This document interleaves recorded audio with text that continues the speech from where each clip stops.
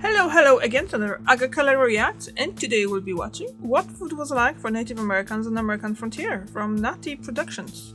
And let's jump into it because I'm kind of curious about it, and honestly I'm getting hungry now as well, so yeah, let's just watch.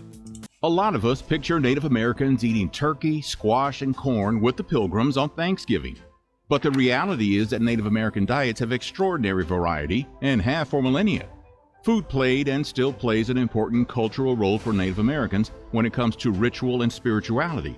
And a lot of it just seems tasty. From highways of kelp to the first North American sausage to a mango-like fruit you'd never guess grew on the East Coast, here's what the Native Americans eat.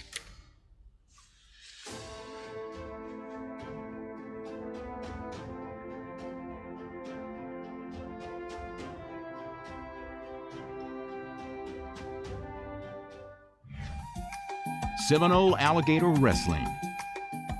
The Seminole tribe of Florida is the only Native American tribe to never have signed a treaty with the U.S. government.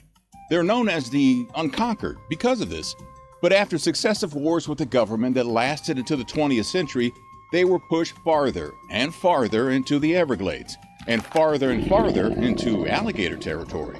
The Seminoles have been hunting alligators for thousands of years, long before Europeans ever made it to the continent. One of their alligator hunting techniques is called fire hunting. From a canoe, one hunter would take a burning torch and thrust it into the eyes of an alligator while his partner would put a spear through it. If you couldn't blind and stab the prehistoric Floridian beasts, you might have had to wrestle them. Alligator wrestling was a pretty important part of Seminole culture. It was a way to capture them and then breed them, a better, more sustainable option than just stabbing them with a spear while they were being blinded by a torch. Once the alligators were caught, they'd traditionally be taken to the cookhouse, a raised platform with a high roof made of bark or reeds, similar to the houses they lived in called chickees. They'd expertly butcher the gator, paying special attention to the tail meat and the ribs. Since gator meat tends to be tough, they'd often tenderize it by pounding it with a hammer. From there were a few ways to cook the meat. They would roast it over a fire, or fry it up in a pan, or even braise it in a stew. You can find all kinds of alligator recipes these days, a lot of them inspired by the Seminole. By the 1900s, Seminole alligator hunting morphed into what can only be described as a tourist attraction.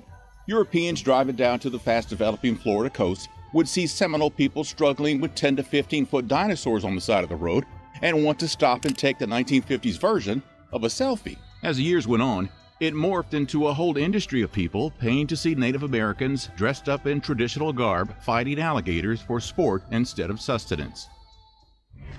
Tiswin, booze from corn and cacti.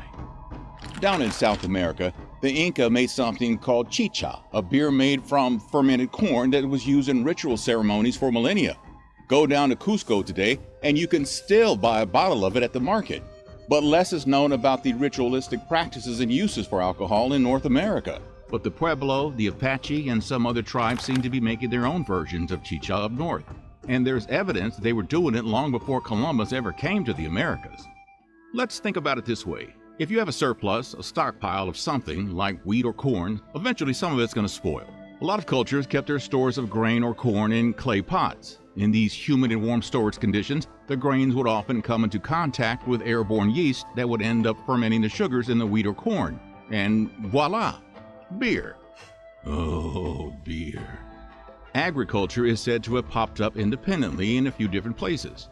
There's still debate on if and when there was any overlap, but Mexico and Central America was one of those independent regions where the earliest evidence for agricultural practices dates back 7,000 years. That's long, It figures wow. in that with all the corn they were growing, someone along the line figured out how to turn it into booze. The Apache, a Native American tribe known for their nomadic lifestyle across the southwestern U.S., also have a history of producing tiswin, a weak fermented beer that most likely evolved alongside the development of agricultural practices in the region. They would take maize kernels and submerge them in water until they sprouted a little and then mash them up, sweeten them with mesquite flour or saguaro syrup, and then left to ferment in clay pots. The Tohono O'odham tribe in the Sonoran Desert would make their tiswin from the saguaro cactus, the towering, sometimes 30-foot tall cactus you see in postcards of Arizona.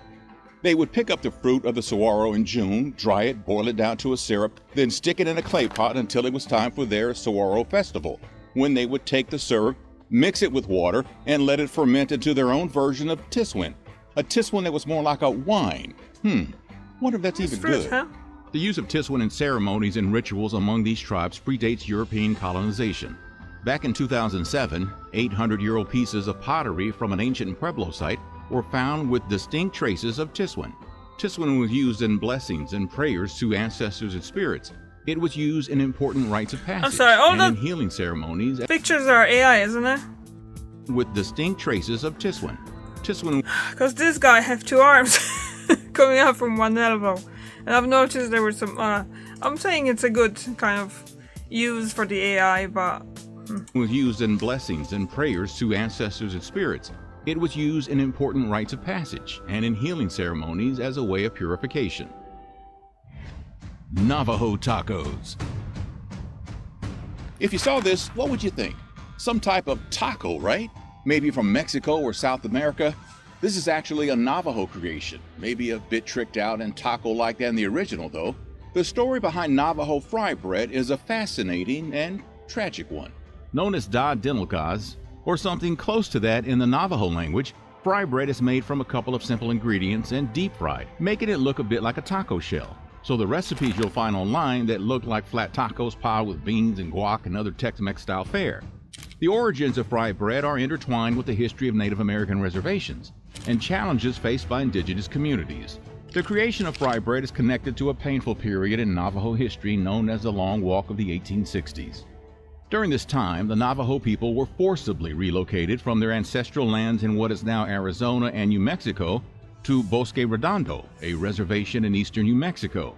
This forced migration resulted in limited access to traditional food sources and the imposition of government rations, which included flour, lard, and salt, the ingredients in fry bread.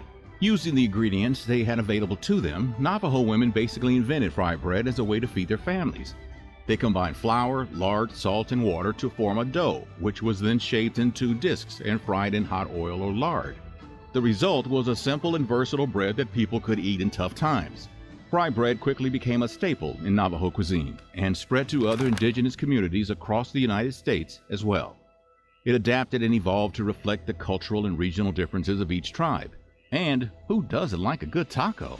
So there you go. It's really fascinating how food and diet is connected to culture and migration. Traditional Native American cuisines have had deep spiritual significance. They've been practical reactions to injustice. You know, some foods like kelp might have been a key reason they came to North America in the first place. And of course, a lot of them have simply been delicious. Viking milk and European contact. Did the Vikings make some Native Americans sick by giving them milk? According to the Nordic Vinland saga, they might have, and I bet you never heard of this one. In the saga, a group of Norse explorers led by Leif Erikson landed in North America, in a mysterious place called Vinland. During their exploration, they came into contact with the local indigenous population, whom they call Skraelings. The exact identity of these indigenous people is a bit of a mystery, but many think they must have been Native Americans. In part 1 of the saga, the Vikings established a trading relationship with the Skraelings. Part of that trade included milk the Vikings brought over with their cows. The Skraelings apparently marveled at this new white liquid. If, in fact, they were Native Americans living on the northeast coast of North America, then they most likely didn't have any domesticated animals, so no milk. The natives drank the exotic liquid their new neighbors gave them, but the problem was they were lactose intolerant. The ability to digest any kind of milk other than your mother's when you're an infant is a biologically inherited trait, a trait that the Vikings and a lot of Europeans had, but one that the Native Americans didn't. So they got sick and blamed it on Viking witchcraft, or if not witchcraft, then Viking bad intentions. The Native Americans attacked the Vikings, and there were a lot more natives than Norse. Milk could have contributed to the fact that the Vikings were not able to stay longer in the New World. Sick, angry Skraelings could have driven them out after a well-intentioned drink gave them stomach cramps. Pawpaws, America's secret fruit. What if I told you there's a fruit that grows all along the east coast of the U.S. that tastes as if a mango had you-know-what with a banana and a lime? You might be surprised to learn that the tropical taste and result can be found growing on trees in the woods of upstate New York, or Georgia, or Missouri. Imagine a band of Native Americans wandering somewhere on the East Coast a couple thousand years ago. I am a bit of a sucker for the fruit, for the good fruit, and I do like mango, bananas, and, well, limes are nice too, so yeah, I would really definitely would try to try. They've identified a lot of plants that are good to eat and a lot of ones that were fatal. Blueberries, delicious. Hollyberries, well, Bob ate too many of those and he's no longer with us. It's late August, and this band stumbles upon a grove of medium-sized trees with this fruit the size of a hand and shaped like a big lima bean. One of the natives cuts open the fruit and takes a whiff. It's like nothing he's ever smelled before. One taste, and he's hooked. The pawpaw might be the most delicious fruit you've never heard of. Often referred to as the poor man's banana or the custard apple, the pawpaw has a tropical taste that resembles a mix between mangoes, bananas, and a splash of citrus. And it wasn't brought to the East Coast from somewhere more tropical. It's native to the region, and its range even extends into the Midwest. The pawpaw tree is a smallish tree that grows in understory forest and moist, well-drained soils. It produces big, greenish-yellow fruit with a custard-like texture, which are harvested in late summer and early fall. Native American tribes have a long history of eating pawpaws, with evidence of its consumption dating back thousands of years. The Native American tribes Sioux and Osage ate them. The Iroquois would mash them up and make little cakes. The Pawnee even had a pawpaw month marked off on their calendars. Despite its rich history and unique flavor, pawpaws still remain a mystery to most people, including the people who live in places where the fruit could literally be growing in their backyard. So go and check your backyard after this video. Still, there's a growing interest in recent years among some farmers to cultivate and promote pawpaw trees for their unique fruit. Local communities and farmers markets in areas where pawpaws naturally grow have become popular places to find pawpaws and, in doing so, reconnect with a forgotten indigenous past. Kelp Highway. One of the most important foods for Native Americans might have also been part of the reason why people came to North America in the first place. Seaweed snacks might be pretty popular now, but nearly 16,000 years ago, seaweed could have really been all the rage. The Pacific Northwest is home to massive underwater kelp forests. This kelp can grow up to 175 feet tall, and it provides a home for a whole slew of marine animals like fish, shellfish, seals, and otters. Kelp itself is super nutritious, and people all over the world have been known to eat it.